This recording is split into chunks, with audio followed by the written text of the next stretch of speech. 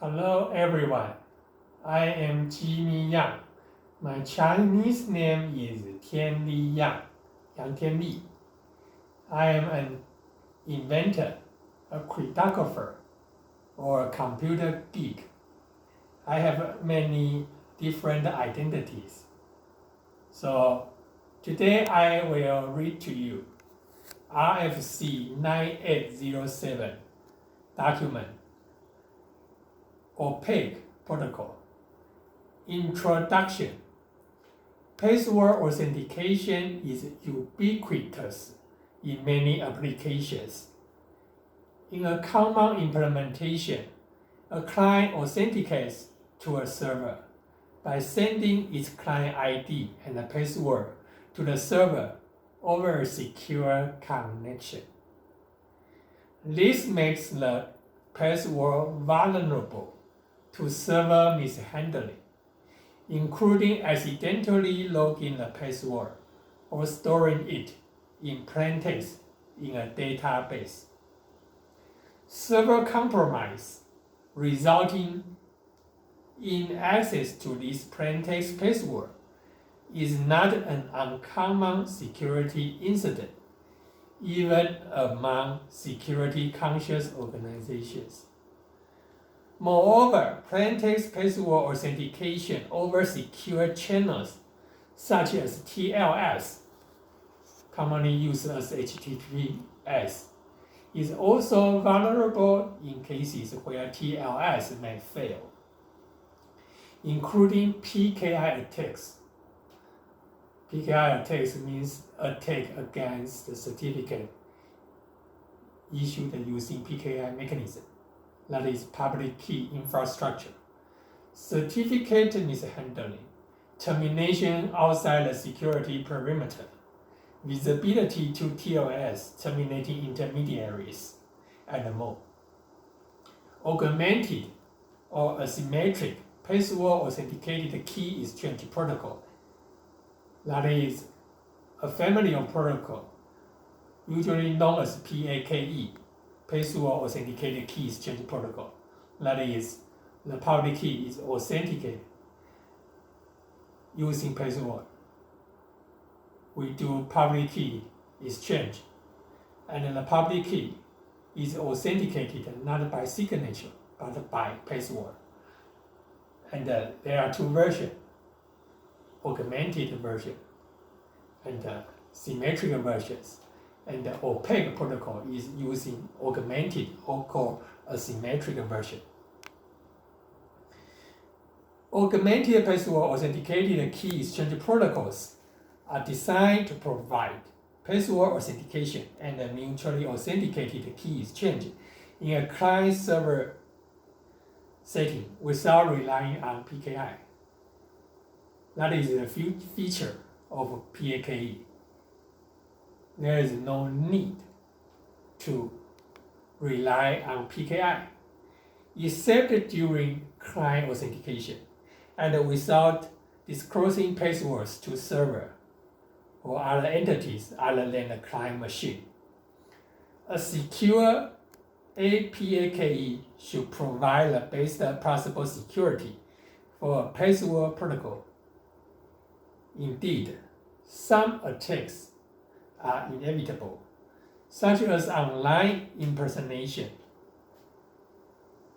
attempts with guessed password, and offline dictionary attacks upon the compromise of a server and the leakage of its credential file.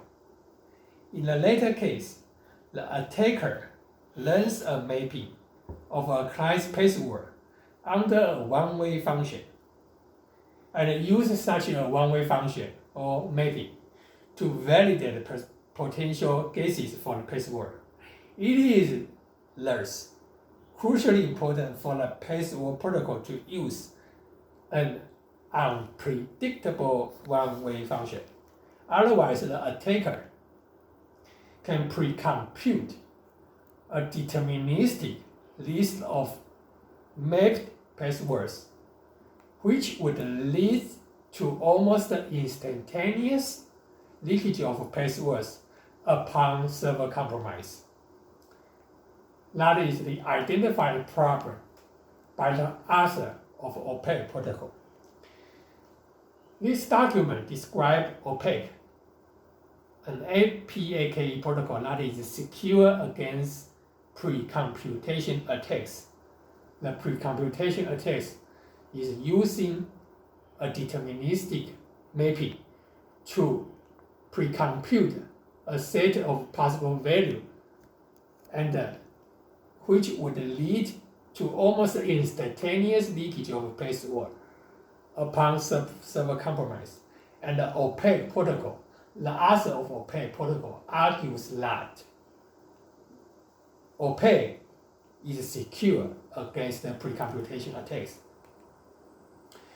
OPAQUE provides forward secrecy with respect to password leakage, while also hiding the password from the server, even during the password registration.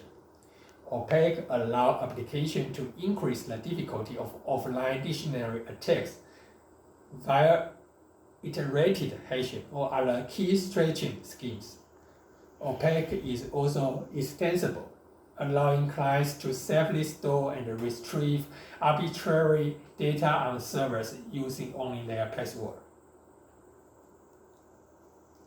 OPAQUE is defined and proven as the composition of three functionalities: an oblivious pseudo-random function, OPRF, a key recovery mechanism, and an authenticated key exchange, AKE protocol.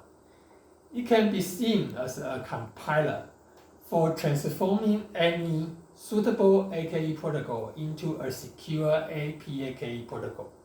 See Section 10 for requirements of OPRF and AKE protocols. This document specifies one OPAQUE instantiations based on Triple H. Other instantiations are possible, as discussed in Appendix B, but their details are out of scope for this document. In general, the modularity of OPAQUE's design makes it easy to integrate with additional AKE protocols, e.g. TLS or HMQV, and with future AKE protocols, such as those based on post-quantum techniques.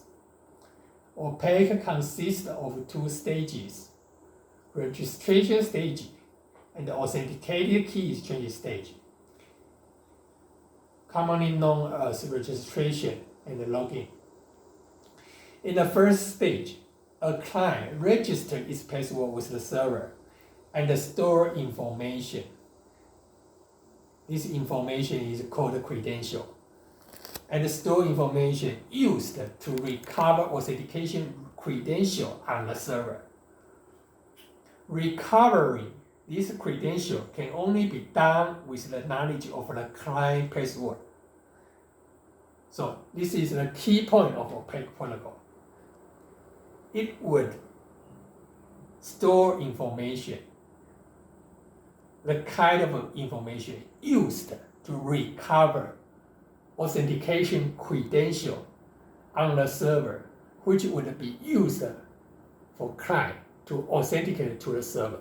That is, client authenticate to the server using client's private key, but the private key, the part of the credential, authentication credential, are stored in the server, and the client in the registration stage store some kind of information which would be used by the client to recover authentication credential from the server, and using this kind of credential to derive private key and use the private key to authenticate to the server.